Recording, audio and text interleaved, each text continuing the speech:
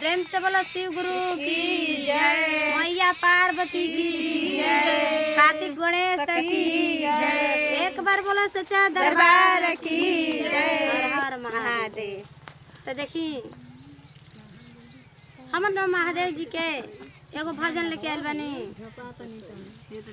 कैसे लेके आयल बनी गुरु बहिना? कहतड़ी कैसे कहतड़ी कि शिव शिव सब कोई रटता कैसन शिव जी होलन आज ले तो हम जानते रहे कि शिव जी कैसन गुरु बहिना रहली।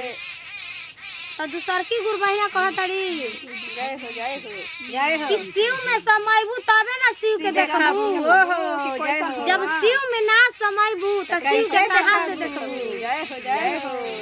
हम शिव में समाइल बनी तो दुनिया के देखतानी। जय हो जय हो।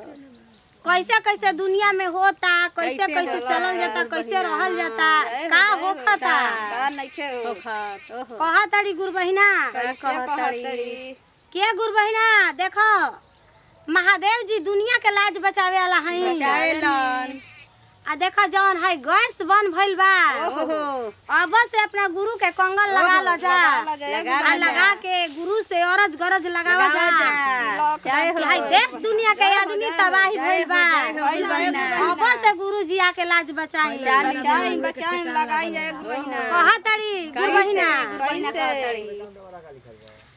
अरे कोई सन है जनवा दूत